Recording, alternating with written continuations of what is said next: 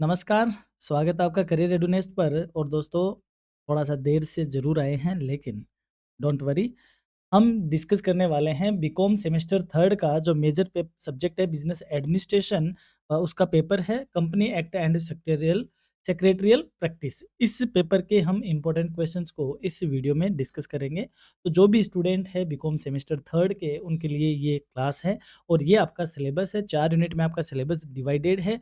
और मैं यहाँ पे जो सिलेबस है, देखो मैं हमेशा आपको एक बात कहता हूँ कि आप एनईपी में जब एग्जाम दे रहे हो, तो आपका जो सी सेक्शन है वहाँ पर है एनी 2 क्वेश्चन आप अटेम्प्ट कर सकते हो। तो इसका मतलब हर यूनिट से वहाँ पर आपको एक-एक क्वेश्चन देखने को मिलता है। तो आप इस सिलेबस में इसलिए सामने आपके लिए रखता हूँ, क्योंकि आप इस सिलेबस के अकॉर्डिंग जो आपको सबसे आसान यूनिट लगती है, उस यूनिट को आप तैयार करो। जैसे फॉर एग्जांपल, इसी सिलेबस के अकॉर्डिंग अगर आप देखोगे तो यूनिट जो 3 है वो एक आसान यूनिट है, और इसके अलावा जो यूनिट 2 है ये भी एक आसान यूनिट है। तो यदि आप ये 2 यूनिट को अच्छे से तैयार कर लेते हो तो 40% तो आप सी सेक्शन में अटेम्प्ट कर लोगे। इनके बिहाफ पे आप 20% कहाँ अटेम्प्ट कर लोगे? बी सेक्शन में। तो 60% तो आपका ये 2 यूनिट से ही सिलेबस कंप्लीट हो गया। अब ए सेक्शन के आपके 3 से 4 क्वेश्चन अटेम्प्ट हो जाओगे। तो कहने का मतलब 70% सिर्फ 2 यूनिट अगर आप अच्छे से तैयार कर लेते हो, तो आपका जो सिलेबस है या आपकी जो स्कोरिंग है 70% तक जा सकती है। तो चलिए करते हैं शुरुआत शॉर्ट आंसर टाइप क्वेश्चन के साथ। पहला क्वेश्चन है, व्हाट इज़ कंपनी? यानी कि कंपनी क्या है? A company is an artificial legal person created under the Companies Act, having a separate legal entity, perpetual succession, and a common seal, capable of owning property and entering into contracts। यानी कि company अधिनियम के अंतर्गत निर्मित एक कृत्रिम विधिक या वैधानिक व्यक्ति है, जिसकी पृथक विधिक सत्ता है, शाश्वत उत्तराधिकार है, और उसके पास एक सामान्य सील या मोहर होती है, और जो संपत्ति रखने तथा अनुबंध या कॉन्ट्रैक्ट करने में क्या होती है? सक्षम होती है। उसे हम क्या कहते हैं? कंपनी कहते हैं। कंपनी का अपने सदस्यों से पृथक अस्तित्व होता है। कॉमन सील होती है। किसी कंपनी एक्ट के अंडर ये क्या बनती है? क्रिएट की जाती, और ये एक कृत्रिम व्यक्ति होती है, यानी कानून के द्वारा जिसका जन्म होता है और कानून के द्वारा जिसका विसर्जन या समापन होता है, उसे हम कृत्रिम व्यक्ति कहते हैं। State any two features of a company. Company की कोई दो विशेषताएं बताइए।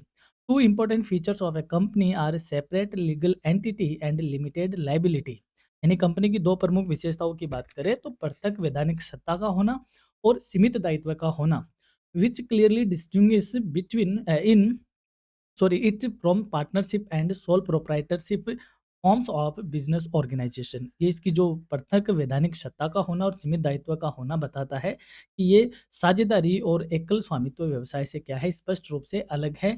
यहाँ पर आपको समझना है लिमिटेड लाइबिलिटी क्या होती है। देखो, यदि आप सोल प्रोप्राइटरशिप में हो तो जो बिजनेस है अगर जब उसकी मांगें इतनी हो जाएगी तो आपकी पर्सनल असेट्स भी वह क्या हो सकता है, उससे भी आपको वो चुकानी पड़ सकती है। यानी कि उसमें उसके मालिक का जो लायबिलिटी है, वह क्या होगा? असीमित तो होगा। यानी कि जब चुकाना पड़ेगा हमें देनदारी, तो लेनदारियाँ हमें अगर चुकानी पड़ी तो हमारी पर्सनल असेट्स भी उसमें जा सकती है। लेकिन कंपनी के मामले में आप उतने ही लायबल होंगे जितने की आपने उसमें क्या लगा रखी है? अपनी पूँजी लगा रखी है। दैट्स व्हाई इसका जो लायबिलिटी होती है इसके सदस्यों की, वो क्या होती है? सीमित होती है। What is lifting of corporate well? यानी कि कॉर्पोरेट आवरण हटाना क्या है? यानी कि कॉर्पोरेट वेल क्या होता है?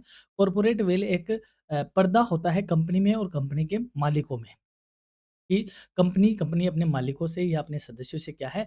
सेपरेट है। इसको हम क्या कह देते हैं? कॉर्पोरेट वेल कहते हैं। Lifting of corporate veil means disregarding the separate legal identity of a company in order to identify the real persons controlling the company in cases of fraud और मिसयूज। यानी कि कॉर्पोरेट आवरण हटाने का अर्थ हुआ कि धोखाधड़ी या दुरुपयोग की स्थिति में कंपनी की पृथक वैधानिक सत्ता को नजरअंदाज करके उसके वास्तविक नियंत्रणों की पहचान करना है। नेक्स्ट है, state the privileges of a private company. निजी कंपनी के विशेषाधिकार समझाओ। A private company enjoys privileges such as minimum number of members, fewer statutory compliance and restrictions on transfer of shares under the Companies Act। निजी company को न्यूनतम सदस्यों की संख्या, कम वैधानिक अनुपालन या कम वैधानिक नियमों तथा कंपनी अधिनियम के अंतर्गत अंशों के हस्तांतरण पर प्रतिबंध जैसे विशेषाधिकार प्राप्त होते हैं। और कंपनीज एक्ट कौन सा है? 2013। What is company secretary? यानी कंपनी सचिव क्या है? A company secretary is a key managerial personnel responsible for ensuring legal compliance, maintaining statutory records, and advising the company on corporate governance matters. यानी company सचिव वह प्रमुख प्रबंधकीय अधिकारी होता है जो वैधानिक या विधिक अनुपालन सुनिश्चित करता है, यानी कि कंपनी सारी लीगल फॉर्मेलिटी, सारे लीगल नॉर्म्स फॉलो कर रही है या नहीं कर रही है, इसको इंश्योर करता है। वैधानिक अभिलेखों का संधारण करता है, यानी कि जो भी लीगल डॉक्यूमेंटिंग होता है, जो भी स्टैट्यूटरी रिकॉर्ड्स होता है, उनको वह रिकॉर्ड करता है और कॉर्पोरेट प्रशासन पर परामर्श देता है, यानी कि जो भी कॉर्पोरेट गवर्नेंस होती है, उस मैटर पे वह एडवाइस का भी काम करता है। वह व्यक्ति क्या कहा जाता है? कंपनी का सचिव कहा जाता है। What is allotment of share, यानी कि इस अंशों का आवंटन क्या है? देखो, हमने ये नाम खूब सुना है कि कंपनी का आईपीओ आ रहा है। आईपीओ होता है initial public offer, public offering, है ना? तो जब आईपीओ आता है कंपनी के पास, जैसे for example company 1000 share he issue करेगी और आईपीओ में आ गए कितने? 5000। एप्लीकेशन कितने आ गए? 5000, यानी कि लोग 5000 माँग खड़े हैं और हमारे पास तो कितने हैं? 1000 ही हैं। तो हम किसको देंगे और किसको नहीं देंगे? कहने का मतलब इसको सब्सक्रिप्शन बोलते हैं, कि कितना सब्सक्रिप्शन हुआ है, फिर उसका अलॉटमेंट होता है कि किसको कितना मिलने वाला है। तो आईपीओ के बाद, एप्लीकेशन आने के बाद जब कंपनी वह क्या करती है, उन शेयर का उनमें डिस्ट्रीब्यूशन करती है, तो उसे हम बोलते हैं allotment of share. Allotment of shares is the formal process by which a company assigning shares to applicants after receiving valid applications and consideration. शेयरों या अंशों का आवंटन वह औपचारिक प्रक्रिया है जिसके द्वारा कंपनी वैध आवेदन और प्रतिफल प्राप्त होने के बाद आवेदकों को अंश प्रदान करती है, यानी कि जितनी एप्लीकेशन आ गई जो वैलिड है, उनको वो फिर आईपीओ क्लोज हो गया, उसके बाद उनको वह क्या करती है? डिस्ट्रीब्यूट करती है या अलॉट करती है, उसे हम अलॉटमेंट ऑफ शेयर्स कहते हैं। व्हाट इज डिविडेंड, यानी लाभांश क्या है? देखो, लाभांश में ही समझ में आ रहा है, लाभ का अंश, या डिविडेंड का जो होता है to be divide, to be divide यानी जिसे क्या है? बाँटना है, और डिविडेंडम शब्द से ये बना हुआ है। तो कंपनी क्या करती है? कंपनी ने पैसा कमाया, रेवेन्यू कंपनी का हुआ, उससे जो भी कंपनी अपनी खर्चे-वर्चे, टैक्स-वैक्स सब कुछ घटाने के बाद प्रेफ़रेंस शेयर को दे दिया। प्रेफ़रेंस शेयर के बाद जो बच गया, वो बचा किसके लिए? इक्विटी शेयर होल्डर के लिए। ठीक है? अब ये किसके लिए है? इक्विटी शेयर होल्डर के लिए है, तो इसे हम क्या कहते हैं? प्रेफ़रेंस शेयर का भी होता है और इक्विटी शेयर होल्डर का भी होता है, यानी कि कंपनी की जो मालिक है, कंपनी अपने सारे खर्चे-वर्चे घटा के, टैक्स-वैक्स घटा के, डेप्रिसिएशन हटा-उठू के, जो पैसा बचता है, उसको वह अपने शेयर होल्डर्स में क्या करती है? डिवाइड करती है, उसे क्या कहते हैं? Dividend. Dividend is the portion of profit of a company distributed among shareholders in portion in proportion of their share holding as per the provisions of the Companies Act, यानी कि लाभांश कंपनी के लाभ का वह भाग है जिसे कंपनी अधिनियम के प्रावधानों के अनुसार अंशधारकों को उसके उनके अंशदान के अनुपात में वितरित किया जाता है। जैसे मान लो कंपनी एक शेयर पे 5 रुपए का डिविडेंड देना चाहती है, आपके पास 50 शेयर है तो आपको कितना डिविडेंड मिल गया? 50। किसी के पास 1000 शेयर है तो उसे कितने का मिल गया? उसे 50,000 5000 उसे मिल गया। किसी के पास 1 लाख है तो उसे 1 लाख के हिसाब से मिल गया। कहने का मतलब जिसके पास जितने शेयर होंगे उस शेयर के प्रोपोर्शन में उन्हें क्या मिल जाएगा? प्रॉफिट का वह हिस्सा मिल जाएगा जो कंपनी डिस्ट्रीब्यूट करना चाहती है, उसे क्या कहेंगे? डिविडेंड कहते हैं। अब हम बात करते हैं यूनिट सेकंड में। पहला क्वेश्चन है, what is formation of a company, यानी कंपनी का गठन क्या है? कंपनी के जो निर्माण की प्रक्रिया है उसे क्या कहते हैं? फॉर्मेशन ऑफ कंपनी कहते हैं, और जो कंपनी का निर्माण करता है उसे क्या कहते हैं? प्रमोटर कहते हैं। Formation of a company is the legal process through which a company is incorporated and brought into existence under the Companies Act, यानी कंपनी का गठन वह वैधानिक प्रक्रिया है जिसके माध्यम से कंपनी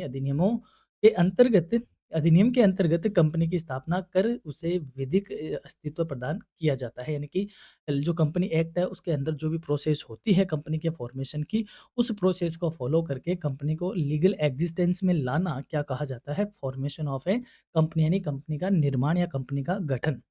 हू आर प्रमोटर्स, प्रवर्तक कौन है? अब जो कंपनी का निर्माण होगा, जो फॉर्मेशन होगा, तो किसी के तो माइंड में आएगी ना वो बात, तो जिसके माइंड में ये आइडिया आता है, जो विचार आता है और इसके लिए जो कार्य करता है, उस आदमी को या यूँ कहें उस ग्रुप को हम किस नाम से जानते हैं? प्रमोटर्स के नाम से जानते हैं।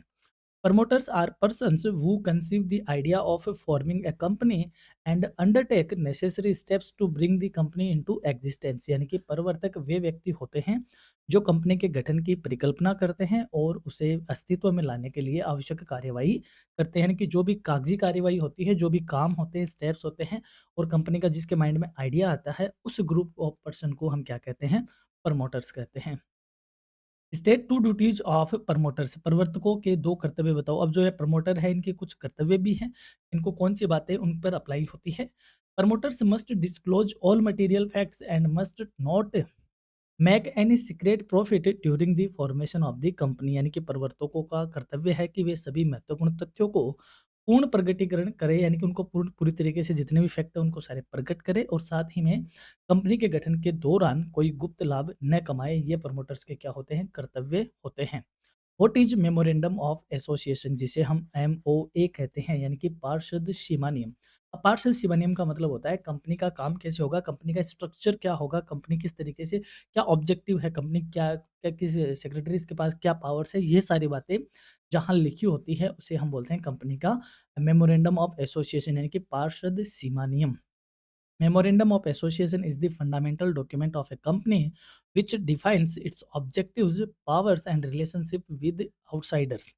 संज्ञापन पत्र कह दो या इसको पार्षद सीमानियम ही कहते हैं। कंपनी का मूल दस्तावेज होता है जो कि उसके उद्देश्यों, शक्तियों, बाह्य व्यक्तियों के साथ उसके क्या संबंध होंगे आदि को क्या करता है, परिभाषित करता है। इसके क्या होते हैं, वाक्य होते हैं। जैसे उद्देश्य वाक्य हो गया, शक्ति वाक्य हो गया, कार्य वाक्य हो गया, इस तरीके से इसके क्या होते हैं, वाक्य होते हैं और उन वाक्यों में इसकी सारी बातें लिखी होती है, वो जो स्ट्रक्चर को बताता है।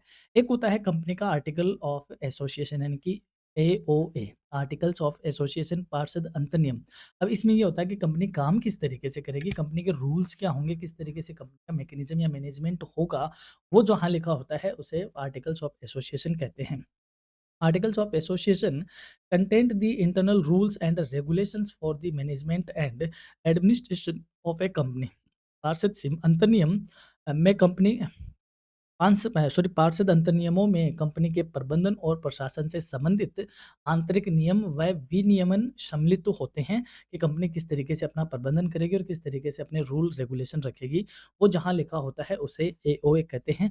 अब हमें एमओए में इसमें क्या करना है, एओए में क्या करना है, हमें चेंजेज करना है। तो चेंजेज करेंगे तो भाई चेंज करने के लिए क्या होगा, कोई प्रोसेस होगी, उसे हम क्या कहते हैं, अल्ट्रेशन ऑफ मेमोरेंडम, यानी कि सीमा नियमों में परिवर्तन। Alteration of memorandum means modification of its clauses in accordance with the provisions and procedure prescribed under the Companies Act, यानी कि सीमा नियमों में परिवर्तन का अर्थ हुआ कंपनी अधिनियम के अंतर्गत निर्धारित प्रावधानों और प्रक्रिया के अनुसार उसके उपबंधों में संशोधन करना। यानी कि हमने एमओए यानी कि मेमोरेंडम ऑफ एसोसिएशन में हमारा जो ऑब्जेक्टिव क्लोज है और कंपनी की जो नेचर ऑफ वर्क है वह चेंज होगी तो अब हमें एमओए में क्या करना पड़ेगा, चेंज करना पड़ेगा। तो जो कंपनी एक्ट है उसमें जो प्रोसेस लिखी है, जो प्रोसीजर है, हमें वो प्रोसीजर फॉलो करते हुए एमओए में क्या करना पड़ेगा, चेंज करना पड़ेगा। इसे हम क्या कहते हैं, अल्ट्रेशन ऑफ मेमोरेंडम। अल्ट्रेशन का मतलब होता है परिवर्तन करना। क्या होता है, परिवर्तन करना। What is certificate of incorporation, यानी कि निगमन प्रमाण पत्र क्या है। देखो जो प्रमोटर होते हैं उनके मन में उनके माइंड में आइडिया आया कंपनी बनाने का, उन्होंने जो स्टेप्स जो टेकन है वो सारे स्टेप्स उन्होंने लिए, जो भी नेसेसरी स्टेप्स है, और रजिस्ट्रार वगैरह पे रजिस्ट्रेशन करवाना है, हेड ऑफिस बनाना है, ये वो फलाना ढिमका सब कुछ उन्होंने किया। लास्ट में उसे यानी कि उन्हें कंपनी को चालू करने के लिए क्या मिलता है, एक सर्टिफिकेट मिलता है जिसे क्या बोलते हैं, सर्टिफिकेट ऑफ इनकॉर्पोरेशन, यानी कि ये कंपनी के व्यवसाय प्रमाण करने का क्या है, एक सर्टिफिकेट होता है। Certificate of incorporation is a conclusive legal evidence issued by the registrar of companies confirming the existence of a company. निगमन प्रमाण पत्र कंपनी के रजिस्ट्रार द्वारा जारी किया गया एक निर्णायक वैधानिक प्रमाण होता है जो कि कंपनी के अस्तित्व की पुष्टि करता है। यानी कि ये सर्टिफिकेट मिलने के बाद ये कहा जा सकता है कि कंपनी क्या है, वह एक कृत्रिम व्यक्ति बन गई और वह क्या करती है, अस्तित्व में आ गई। यानी कि कंपनी के अस्तित्व में आने के लिए उसे सर्टिफिकेट ऑफ इनकॉर्पोरेशन की नीड होती है। कौन इश्यू करता है, रजिस्ट्रार ऑफ कंपनी इश्यू करता है। अब हम बात करते हैं यूनिट थर्ड में। व्हाट इज प्रोस्पेक्टस, यानी कि प्रस्ताव पत्र क्या है। देखो कोई कंपनी है, एक्स वाई जेड कंपनी है, आपको उस कंपनी में क्या करना है, शेयर में इन्वेस्ट करना है। क्या करना है, इन्वेस्ट करना, उस कंपनी में कहीं भी इन्वेस्ट करना है। तो आप इस कंपनी के बारे में जानना चाहोगे कि क्या है कंपनी, किस तरीके से है, किस तरीके से इसका सॉरी, इस तरीके से सारी कामें हो, सारी चीज़ें होगी। तो आपको कहाँ पता चले? तो भाई कंपनी का कोई ना कोई तो ऐसा बुकलेट हो जिसमें ये सारी बातें लिखी हो, उसे क्या कहते हैं प्रोस्पेक्टस कहते हैं। जैसे आप कहीं एडमिशन लेने जाते हो, कोई बड़ी कॉलेज में आप एडमिशन लेते हो तो फॉर्म के साथ आपको एक बुकलेट मिलती है, उसमें आपके कॉलेज का विज़न क्या है, कॉलेज की हिस्ट्री क्या है, कॉलेज में कौन-कौन से प्रोग्राम रन होते हैं, किस तरीके से क्या है, आपके स्टूडेंट ग्रीवेंस रिड्रेसल कैसे हैं, आपके पास जो एक्स्ट्रा करिकुलम है वो कैसा होगा, ये सारी चीज़ें जहाँ लिखी होती है उसे हम बोलते हैं प्रोस्पेक्टस। तो ऐसा कंपनी के मामले में भी होता है।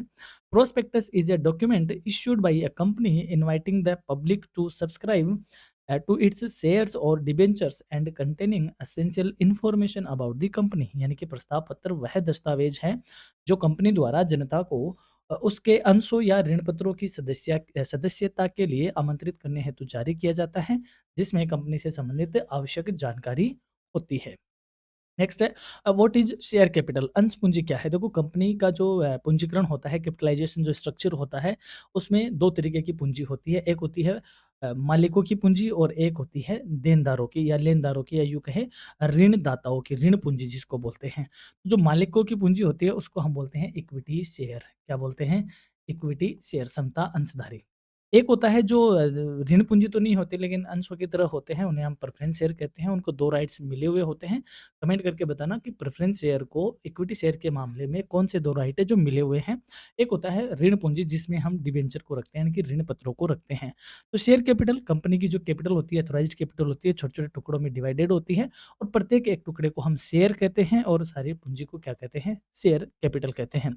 Share capital refers to the total capital raised by a company through the issued of share to the share holders. यानी कि अंश पूंजी वह कुल पूंजी होती है जो कंपनी द्वारा अंशों के जारी करके अंशधारकों से एकत्रित की जाती है। यानी कि डिबेंचर के द्वारा जो पूंजी उठाएगी कंपनी उसे हम डेब्ट कैपिटल कहते हैं और शेयरों के द्वारा जो पूंजी उठाती उठाती है कंपनी मार्केट से उसे शेयर कैपिटल कहते हैं। नेक्स्ट क्वेश्चन यही है व्हाट आर इक्विटी शेयर्स, यानी कि समता अंश क्या है? Equity shares are ordinary shares carrying voting rights and the residual claim on the profit and assets of the company. यानी कि समता अंश सामान्य अंश होते हैं जिनमें मतदान अधिकार और कंपनी के लाभ तथा संपत्ति पर शेष दावा होता है। देखो समझो इस चीज को, क्या होता है? कंपनी ने रेवेन्यू कमा लिया, ठीक है? उसमें सबसे पहले कंपनी अपने खर्चे, वेरिएबल कॉस्ट, फिक्स कॉस्ट ये घटाएगी, घटा दिया। डिबेंचर कैपिटल को उन्होंने पेमेंट करना था, कर दिया। फिर कंपनी टैक्स देती है, दे दिया।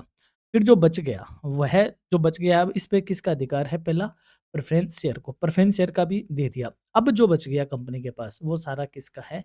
इक्विटी शेयर का, जिसे हम रेसिडुअल क्लेम कहते हैं, यानी कि अवशेष पर क्लेम करना। अवशेष मतलब सबको निपटाने के बाद जो बच गया, वह किनका होता है? भई वह मालिकों का होता है और कंपनी के मालिक कौन होते हैं? इक्विटी शेयर होल्डर्स होते हैं। तो कंपनी के जो अवशेष होते हैं, यानी कि जो शेष बच जाता है सबको निपटाने के बाद और जो कंपनी की संपत्तियाँ हैं, उन पर दावा कौन करते हैं? उनके मालिक यानी कि इक्विटी शेयर होल्डर करते हैं। प्लस वोटिंग करने का राइट किनके पास होता है? इक्विटी शेयर होल्डर्स के पास होता है। आप इसको ये भी कह सकते हो कि कंपनी के रियल ओनर कौन होते हैं?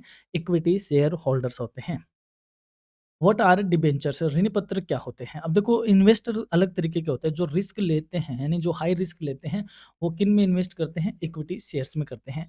जो इक्विटी शेयर से कम रिस्क लेते हैं, वो किन में इन्वेस्ट करते हैं? प्रेफरेंस शेयर में। जो रिस्क लेना ही पसंद नहीं करते, वो किस में करते हैं? डिबेंचर्स में। डिबेंचर का मतलब क्या होता है? कंपनी चाहे प्रॉफिट कमाओ चाहे लॉस कमाओ, डिबेंचर को एक पर्टिकुलर परसेंटेज पे क्या देना पड़ता है? इंटरेस्ट देना पड़ता है, यानी कि ब्याज देना पड़ता है। और जो इक्विटी शेयर है इनको क्या मिलता है? डिविडेंड मिलता है और डिविडेंड का अर्थ क्या होता है? लाभांश, यानी कि लाभ होगा तभी इनको कुछ मिलेगा। यदि लाभ नहीं होता है तो इक्विटी शेयर होल्डर को और इनको क्या नहीं मिलता? डिविडेंड नहीं मिलता। तो रिस्क होती है, लाभ होता है तभी मिलता है और जब ज़्यादा लाभ होता है तो ज़्यादा डिविडेंड मिलता है। लेकिन डिबेंचर्स को जो पहले से तय होती है रेट, उसी से मिलता है, चाहे कंपनी को प्रॉफिट हो चाहे कंपनी को लॉस हो। तो जो डिबेंचर यानी कंपनी को जो लोन देते हैं, उन्हें हम क्या कहते हैं? डिबेंचर होल्डर कहते हैं। यानी कंपनी लोन उठाने के लिए मार्केट में क्या इश्यू करती है? डिबेंचर इश्यू करती है। Debentures are written acknowledgements of debt issues issued by a company under its seal carrying a fixed rate of interest। यानी कि ऋण पत्र कंपनी द्वारा अपनी मोहर के अंतर्गत जारी किया गया ऋण का एक लिखित प्रमाण होता है जिस पर निश्चित ब्याज दे होता है। यानी कि एक कंपनी क्या करती है? लोन उठाने के लिए शेयर की तरह क्या करती है? बॉन्ड इश्यू करती है या यूँ कहें एक्नॉलेजमेंट्स इश्यू करती है, जिनको वह कंपनी या हम क्या कहते हैं? जिन्हें हम ऋण पत्र कहते हैं। Who is the member of a company? Company का सदस्य कौन होता है? भई कंपनी के जो इक्विटी शेयर होल्डर्स होते हैं, उनका एक रजिस्टर मेंटेन होता है। इस रजिस्टर में नाम लिखा होता है, तो कंपनी के रजिस्टर में जिनका नाम लिखा होता है, वो कंपनी के क्या होते हैं? मेंबर्स होते हैं। A member of a company is a person whose name in entered in the register of members of the company. Company के सदस्य वह व्यक्ति होता है, कंपनी का सदस्य वह होता है जिसका नाम कंपनी के सदस्यों के रजिस्टर में लिखा होता है। State provisions relating to dividend, लाभांश से संबंधित प्रावधान क्या है? Provisions relating to dividend govern its declaration, payment and transfer of unpaid dividend in accordance with the Companies Act. यानी कि लाभांश से संबंधित प्रावधान की बात करें तो कंपनी अधिनियम के अनुसार पहले उसकी घोषणा होती है, फिर उसका भुगतान होता है, और यदि अभी बकाया है, अनपेड है, लाभांश है, तो उनके हस्तांतरण को नियंत्रित करने आदि सारी बातें इसके प्रोविजन में आती है। नेक्स्ट है व्हाट आर बोनस शेयर, यानी कि बोनस अंश या बोनस इश्यू क्या होता है? तो जैसे मान लो आप ऑलरेडी कंपनी के इक्विटी शेयर होल्डर हो, तो कंपनी आपको 1 शेयर पे, यानी कि या यूँ कहें 10 शेयर पे आपको 1 शेयर एक्स्ट्रा दे रही है, बोनस दे रही है, तो उसे हम क्या कहते हैं? बोनस शेयर कहते हैं। Bonus shares are shares issued by a company to its existing share holders free of cost out of its accumulated reserves, यानी कि बोनस अंश वे अंश होते हैं जो कंपनी अपने संचित भंडार से मौजूदा अंशधारकों को निःशुल्क जारी करती है। अब आते हैं 4th यूनिट में। 4th यूनिट का पहला क्वेश्चन है हु इज़ ए डायरेक्टर, यानी कि कंपनी का निदेशक कौन होता है? A director is a person appointed to direct, control and manage the affairs of a company as a member of the board of director, यानी कि निदेशक वह व्यक्ति होता है जिसे निदेशक मंडल के सदस्य के रूप में कंपनी के कार्यों का निदेशन, नियंत्रण और प्रबंधन करने के लिए नियुक्त किया जाता है। यानी कि कंपनी का एक बोर्ड ऑफ डायरेक्टर होता है। बोर्ड ऑफ डायरेक्टर होता है, उसका जो हेड होता है उसे हम डायरेक्टर कहते हैं, और वह क्या काम करता है? कंपनी को डायरेक्ट करने के लिए, कंट्रोल करने के लिए, और सारे जो अफेयर्स होते हैं, जो काम होते हैं, उनको मैनेज करने के लिए उसको अपॉइंट किया जाता है। State one qualification of a director, निदेशक की कोई एक योग्यता बताओ। A director must process a valid director identification number as required under the Companies Act, यानी कंपनी अधिनियम के अनुसार किसी व्यक्ति के पास एक वैध निदेशक पहचान संख्या का होना जरूरी है, यानी कि DIN। इसको याद कर लेना, इसकी फुल फॉर्म पूछी जा सकती है। DIN का फुल फॉर्म होता है डायरेक्टर आइडेंटिफिकेशन नंबर, और ये कौन इश्यू करता है? रजिस्ट्रार ऑफ ए कंपनी इसको इश्यू करता है, जो कि डायरेक्टर के पास होनी जरूरी है, ये उसकी क्वालिफिकेशन है। What is disqualification of a director, निदेशक की अयोग्यता क्या है? Disqualification refers to the legal conditions under which a person becomes ineligible to be appointed और कंटिन्यू एज ए डायरेक्टर। निदेशक की अयोग्यता उन विधिक परिस्थितियों को दर्शाती है जिनमें कोई व्यक्ति निदेशक के रूप में नियुक्त होने या न या बने रहने के लिए क्या हो जाता है? योग्य नहीं रहता है। यानी कि जब कोई डायरेक्टर डायरेक्टर न बनने के अयोग्य हो जाता है, तो उसे हम क्या कहते हैं? अयोग्यता या disqualification of director. What is a proxy? Proxy क्या है? प्रॉक्सी का मतलब क्या होता है? जैसे आप कंपनी के इक्विटी शेयर होल्डर हो, कंपनी की मीटिंग थी और आप मीटिंग में नहीं गए, आपने अपनी जगह किसी और को क्या कर दिया? भेज दिया। तो वो जो और पर्सन आपकी जगह गया है, उसे क्या कहेंगे? प्रॉक्सी। क्या कहते हैं? Proxy. A proxy is a person authorized by a shareholder to attend and vote on his behalf at a meeting of the company. Proxy वह व्यक्ति होता है जो कोई अंशधारक कंपनी की बैठक में उसकी ओर से उपस्थित होने और मतदान करने का अधिकार जिसके पास होता है या उसको देता है, वह प्रॉक्सी कहा जाता है। एजेंडा क्या होता है? एजेंडा मतलब मीटिंग होनी है कंपनी की, तो मीटिंग होनी है, तो मीटिंग किस बात पे होगी? इस बात पे होगी, जो मीटिंग का टॉपिक होता है या यूँ कहें जो सब्जेक्ट होता है, उसे क्या कहते हैं? एजेंडा कहते हैं। Agenda is the list of business matters proposed to be discussed and transacted at a meeting of the company, यानी कि एजेंडा कंपनी की बैठक में चर्चा और निपटान हेतु प्रस्तावित विषयों की क्या होती है? सूची होती है, यानी कि जिस पर हम मीटिंग करना चाहते हैं, उसे मीटिंग का एजेंडा कहते हैं। मीटिंग हो गई, मीटिंग में क्या बात हुई? मीटिंग में क्या बात हुई उसका हम क्या करते हैं कि रिकॉर्ड रखते हैं। रिकॉर्ड रखते हैं तो उसे हम क्या बोलते हैं? एमओएम। एमओएम का मतलब होता है मिनट्स ऑफ ए मीटिंग, यानी कि बैठक की कार्यवाही क्या होती है? Minutes of meeting are the official written record of proceedings and resolution passed at a meeting of the company, यानी कि बैठक की कार्यवाही कंपनी की बैठक में हुई कार्यवाहियों और पारित प्रस्तावों का आधिकारिक लिखित अभिलेख होती है। यानी कि मीटिंग में हर एक जगह ले लेते हैं बात को। देखो, आपकी मीटिंग है, मीटिंग जिस विषय पे होनी है उसे हम क्या बोलते हैं? एजेंडा। मीटिंग में क्या हुआ उसका जो रिटन रिकॉर्ड होता है उसे कहते हैं एमओएम, यानी मिनट्स ऑफ मीटिंग। और इक्विटी शेयर होल्डर ने अपनी जगह किसी और को भेजा, उसे हम क्या कहेंगे? प्रॉक्सी। आई थिंक समझ में आ गई। नेक्स्ट क्वेश्चन है what is winding up A company, यानी कि कंपनी का समापन क्या है? कंपनी का वैधानिक तौर पे कंपनीज एक्ट के अकॉर्डिंग जब उसका विसर्जन हो जाता है, दैट मीन्स यानी उसको खत्म कर दिया जाता है, उसे winding up wind up company, wind up of company कहा जाता है। Winding up is the legal process by which the affairs of a company are settled and its existence is brought to an end, यानी कि company का समापन वह विधिक प्रक्रिया है जिसके द्वारा कंपनी के कार्यों का निपटान करके उसके अस्तित्व का अंत किया जाता है, उसे हम winding up of a company कहते हैं। यानी कि कंपनी का जन्म किससे होता है? एक्ट से होता है, यानी कि विधि विधान से होता है, और इसका जो एंड होता है, उसका खत्म होना है, वो भी एक्ट के अंदर होता है। इसलिए कंपनी को क्या कहते हैं? आर्टिफिशियल पर्सन कहते हैं, यानी कि जो पैदा जन्म किसी एक्ट से यानी कि लीगल कार्रवाई से होता है और उसका खत्म भी या समापन भी लीगल कार्रवाई से होता है, उसे हम आर्टिफिशियल पर्सन कहते हैं। अब यहाँ पे मैंने इसको नाम दिया है मोस्ट इंपोर्टेंट क्वेश्चन। दोस्तों ये जो क्वेश्चन है, ये पुरानी जो एनुअल स्कीम आपकी हुआ करती थी, उस टाइम के पूछे हुए क्वेश्चन है, तो इन क्वेश्चंस को आपको स्पेशल ध्यान रखना है, स्पेशल फोकस में लाना है। जैसे क्वेश्चन है define company and describe it's characteristics, company को परिभाषित करो और इसकी विशेषताओं का वर्णन करो। ये क्वेश्चन आपको तैयार करना ही है, चाहे आपसे बी सेक्शन में पूछा जाए या सी सेक्शन में पूछा जाएगा ही जाएगा। कंपनीज की जो जैसे कैरेक्टरिस्टिक्स है, सेपरेट लीगल एंटिटी का होना, परपेचुअल सक्सेशन होना, limited liability, artificial legal person, common seal, transferability of shares and separate property, ये सारे इसकी विशेषताएं होती हैं। नेक्स्ट क्वेश्चन है define a private company, describe the privileges enjoyed by a private company, निजी कंपनी क्या है? निजी कंपनी द्वारा प्राप्त विशेषाधिकारों का वर्णन करो। The services of a promoter are quite extraordinary, explain this statement. ये अच्छा क्वेश्चन है। एक प्रवर्तक की सेवाएं काफ़ी असाधारण होती है, इस कथन को स्पष्ट करो। तो बहुत अच्छा क्वेश्चन है। प्रमोटर के क्या काम होते हैं, उस पर आपसे ये क्वेश्चन पूछा गया है। नेक्स्ट क्वेश्चन है what do you understand by article of association, चाहे एओए हो चाहे एमओए हो, दोनों को ही तैयार करना है, दोनों ही एग्जाम के लिए इंपॉर्टेंट है। डिस्क्राइब इट्स कंटेंट्स, यानी संस्था के अंतर नियमों से आप क्या समझते हो, इसकी विशेष सामग्री का वर्णन करो। इसमें इस तरीके से होते हैं, कॉल्स ऑन शेयर कैसे हो गए, जो रेगुलेशन होते हैं वो सारी चीज़ होती हैं। State main distinctions between equity and preference shares, देखो कितना मक्खन क्वेश्चन है कि समता व पूर्वाधिकार अंशों में क्या अंतर है वो बताओ। Also discuss the rights and liabilities of share holders of each class, यानी कि प्रत्येक वर्ग के अंशधारियों के अधिकारों और दायित्वों का विवेचन करो। ये वाला क्वेश्चन अल्टीमेट क्वेश्चन है। तो इस तरीके के क्वेश्चन भी आपसे पूछे जा सकते हैं और पूछे हैं। एनुअल स्कीम में जब पेपर होते थे, पेपर का स्टैंडर्ड बहुत हाई होता था। अब पता नहीं यूनिवर्सिटी चैट जीपीटी से पेपर बनाती है क्या? पेपर की लैंग्वेज भी थोड़ी-थोड़ी टेक्निकल लगती है। चलिए नेक्स्ट क्वेश्चन है। Where is next question? Next question is here uh, how is the membership of company acquired, यानी कि किसी कंपनी की सदस्यता किस प्रकार प्राप्त की जाती है?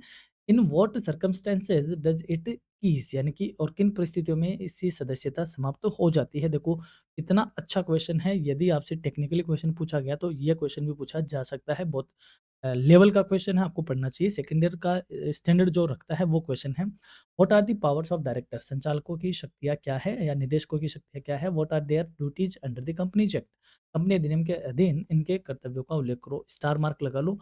पावर ऑफ डायरेक्टर आपसे पूछने के चांसेस ज़्यादा है। नेक्स्ट क्वेश्चन है आपकी स्क्रीन पे, that is right notes on proxy पे नोट्स लिखो, मिनट्स ऑफ मीटिंग लिखो, यानी कि प्रतिपुरुष, इसको हिंदी में बोलते हैं सभा के सूक्ष्म या सभा की बातें। अब देखो हिंदी में किस तरीके से होता है, जनरली इन चीज़ों को इंग्लिश टर्मिनोलॉजी में ही पढ़ा जाता है। तो अब जो भी है पेपर में ये ऐसे ही लिखा हुआ आया था, सभा के सूक्ष्म सूक्ष्म। तो आप इस क्वेश्चन को भी अच्छे से देखना, इसमें एक नाम एजेंडा भी जोड़ दो और एक नाम इसमें प्रोस्पेक्टस भी जोड़ दो। नेक्स्ट क्वेश्चन है the position of a company secretary is like that of a hub in a bicycle wheel, discuss. Company सचिव की स्थिति साइकिल के पहिए की धुरी के समान होती है, विवेचना करो। कितना प्यारा क्वेश्चन है। एमकॉम लेवल के क्वेश्चन है भाई, ये आपको देखना ही चाहिए, पूछा जा सकता है। Differentiate between transfer and transmission of securities, प्रतिभूतियों के अंतरण और पारेषण पर भेद बताइए। Duties of secretary and procedure, सचिव के कर्तव्यों एवं प्रक्रिया को स्पष्ट करो। ये क्वेश्चन भी लेवल का क्वेश्चन है। अब हम बात करते हैं सी सेक्शन के लिए। देखो वो क्वेश्चन थे, वो एग्जाम में पूछे हुए क्वेश्चन थे। ये मेरी तरफ से क्वेश्चन है। डिफाइन कंपनी की जो कैरेक्टरिस्टिक्स है उसको एक्सप्लेन करो। ये एक अच्छा क्वेश्चन है, पूछने के चांसेस बनते हैं। एक क्वेश्चन है यूनिट सेकंड से, वो is promoter, explain function and legal position of a promoter, प्रवर्तक कौन होता है, प्रवर्तकों के कार्य और विधिक स्थितियों की व्याख्या करो। अच्छा क्वेश्चन है, पूछने के चांसेस बनते हैं। यूनिट 3 में है, differentiate between equity share, preference share. देखो वही क्वेश्चन आ गया, ये क्वेश्चन भी अच्छा क्वेश्चन है, पूछने के चांसेस है। और एक क्वेश्चन, एक लास्ट क्वेश्चन है आपके लिए, explain the powers and duties of director under the Companies act. देखो प्रमोटर की ड्यूटीज वगैरह पढ़ो, डायरेक्टर वाली पढ़ो, एओए पढ़ो, एमओए पढ़ो, एओएम एमओए, ठीक है, ये अच्छे क्वेश्चन है। कंपनी की कैरेक्टरिस्टिक्स वगैरह देखो, ये कुछ ऐसे टॉपिक है जहाँ से आपको पढ़ना ही पढ़ना है, एग्जाम में क्वेश्चन पूछने के पूरे पूरे चांसेस है। तो दोस्तों बीकॉम सेमेस्टर थर्ड का जो बिजनेस एडमिनिस्ट्रेशन का पेपर है, company act and secretarial practice, इसके इंपॉर्टेंट क्वेश्चन को हमने इस वीडियो में डिस्कस किया, होप आपको समझ में आया होगा। और पीडीएफ के लिए एज यूजुअल आपको विजिट करनी पड़ेगी हमारी वेबसाइट, और वेबसाइट का जो लिंक है वो एज यूजुअल आपको मिलेगा हमारे डिस्क्रिप्शन में आपको मिलेगा। वहाँ आप स्टडी मटेरियल में जाओगे, सेम थर्ड में वो जो फ़ोल्डर है उस पे आप क्लिक करोगे तो मेजर बीएडीएम आपको वहाँ पे लिखा हुआ दिख जाएगा। वहाँ से आप इस फाइल को डाउनलोड कर पाओगे। और हाँ, वीडियो अच्छा लगा है, डेफ़िनेटली लगा है, तो आप इस वीडियो को ज़रूर हाइप करोगे। तो हाइप करने पे जो भी स्टूडेंट्स हैं आपके जैसे जो बीकॉम के मटेरियल को ढूँढ रहे हैं, उन तक ये क्लास अपने आप यूट्यूब पहुँचा देगा। तो आप शेयर करते हो, आई एप्रिशिएट दैट। और साथ ही में अगर आप हाइप भी करते हो तो यूट्यूब भी अपने एल्गोरिदम में इसको लेकर उन बच्चों तक ये क्लास पहुँचाएगा। तो यही आपसे गुज़ारिश है, आप हाइप किया करें और ज़्यादा से ज़्यादा अपने साथ वाले दोस्तों के साथ क्लास को भी शेयर किया करें। नए हो चैनल पे तो डेफ़िनेटली आपको सब्सक्राइब करना ही है, क्योंकि हमारा जो रिलेशन है वो अभी का नहीं है, ये तक अपना चलेगा लॉन्ग लाइफ। तो keep watching, stay connected, stay tuned with your career readiness. हमारी ओर से आपको एग्जाम के लिए बहुत बहुत शुभकामनाएं। आप अच्छे से एग्जाम दीजिए और एग्जाम देकर इधर आके कमेंट भी किया करें कि पेपर आपका कैसा हुआ। तो चलिए लेते हैं आपसे विदा। Have a nice day, have a great time, thank you.